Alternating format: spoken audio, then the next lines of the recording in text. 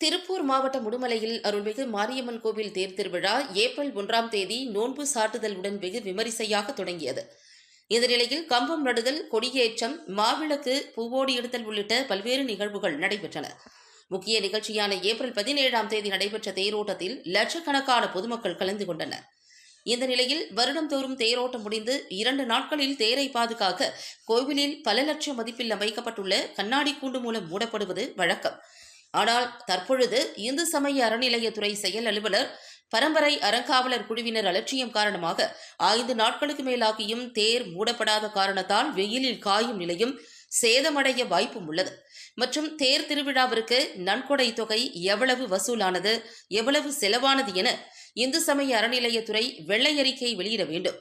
மற்றும் கோவில் செயல் அலுவலர் விழாக்காலங்களில் கூட சரியாக கோவிலில் பணியாற்றவில்லை என புகார் தெரிவித்தனர். குறிப்பாக சித்திரை தமிழ் புத்தாண்டு, அரசு விடுமுறை நாட்களில் தேர் திருவிழாவினை முன்னிட்டு கூட்டம் அதிகமாக காணப்பட்ட நிலையிலும் கூட செயல் அலுவலர் விடுமுறை எடுத்த நிலையில் கோவிலுக்கு ஆய்வுக்கு வந்த வருவாய் கோட்டாட்சியர் குமாரிடம் புகார் தெரிவிக்கப்பட்டது.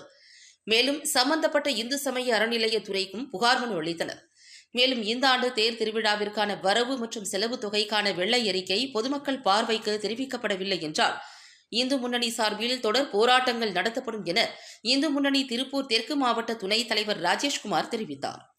திருமலை மாரியம்மன் தேர் திருவிழா ஏப்ரல் 17ஆம் தேதி சீரும் சிறப்பாக நடைபெற்றது. தேர் திருவிழா முடிந்து 5 நாட்கள் ஆகியும் தேரை பராமரிக்காமல் வெயில் மழையில் காய்ந்து கொண்டிருக்கிறது.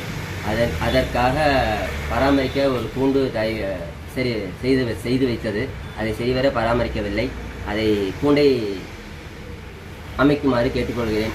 மாரியம்மன் தேர் திருவிழாவின் போது வரவு செலவு வெள்ளை அறிக்கை தருமாறு பொதுமக்கள் சார்பாக கேட்டுக்கொள்கிறேன்.